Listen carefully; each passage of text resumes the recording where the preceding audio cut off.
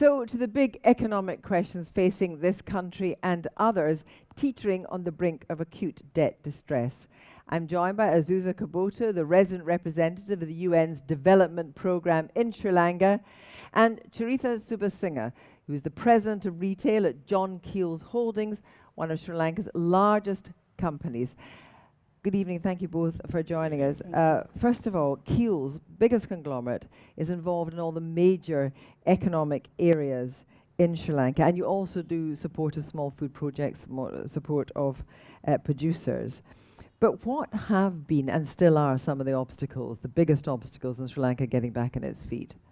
I think the most important thing is where we are today, where the inflation is reached a 90% increase against last year, leading to the food inflation, which is the most critical element, which has moved a normal family not being able to handle their 3 meals.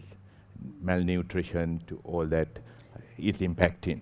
In addition to that, you have the fiscal policy changes that is impacting the utility. I mean, it's interesting because you're one of the country's leading businessmen. Sure.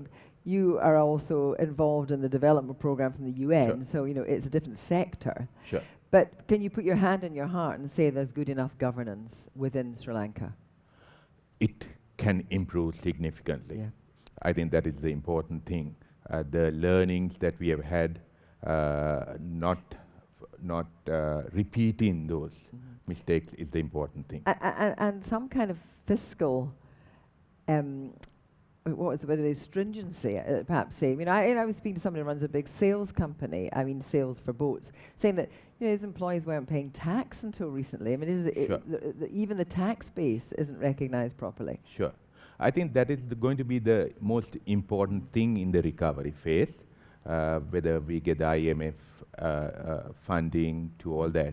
How do we have proper governance so that no repetition happens thereafter? Azusa Kubota, you have just arrived, just in position from the 3rd of January, but you've worked all over. You worked in Senegal, you've worked in the Maldives, but you see here that 26% of the country is in need of humanitarian aid. What does a delay, day by day, in an IMF deal do? Obviously, the poorest households are hurting the most because they already have very limited coping mechanisms.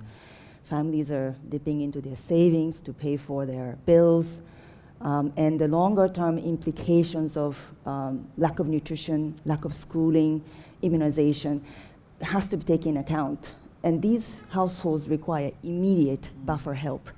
And any delay in socioeconomic interventions within the framework of humanitarian response would have long-lasting impact. Given that Sri Lanka has done so well in terms of human development, it was a beacon of hope in the region in terms of progress towards sustainable development goals, human development. We have to make sure the regression will be minimized at this point, especially for the poorest households. So, in terms of a development program for Sri Lanka that as I say, you've just arrived, what will be the key thing that you'll be doing in the next 6 months? We'll be looking at immediate responses and longer-term reform agenda. We believe that the COVID has taught us that every crisis presents an opportunity to look into reform requirements, and tax reform is one. It has to be helping the generation of economy and growth for the real people on the ground. It cannot be just looking at the systems and checks and balances, but also how do we look at loopholes and so forth. But even if a lot is done, you're still facing huge fuel costs, costs for pesticides, costs for fertilizers. You might be able to put food on the table, but it's going to be very expensive still. It is. It will continue to be expensive. Simply because the devaluation of the rupee from 203 to 370 had a significant impact because almost 70% of our food and beverage products are imported or has an element of import products in it. So adding to what my friend said, what the IMF would also do is not only the funding they give, but give the confidence for further investment to come into the country as well. because the country has to get started. The income generation methods have to increase as well, because the cost of living is so high. So the income generation for an average household has to increase if they are to fund their basic requirements. Now, you know, obviously among the protesters and activists, there's deep concerns over the competency of this government. And there is a concern that the IMF, of course, has checks and balances when it does a bailout, but actually the best use might not be made of the money, and that actually, is there a danger of throwing good money after bad?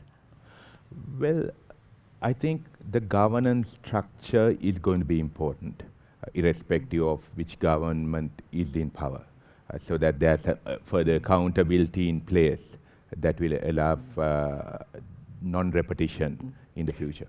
When, yes, Azusa. No, just wanted to say that as UNDP, we will be and we continue to work with institutions and partners on anti-corruption efforts, modernization of public services through digital transformation, and also justice sector reform. And these long-term governance-related reforms are very much needed to boost social contact between people and the institutions, and also the public, and to bring about investments to Sri Lanka. But it looks as if there could be as many as 20 countries, that's the assessment, in the same position or approaching the same position as Sri Lanka.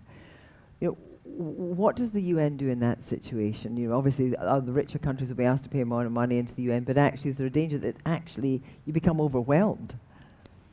Well, luckily we have a system in place to collect data, rapid assessment, so we know where the most vulnerable people are and how they are faring and what kind of immediate support needed.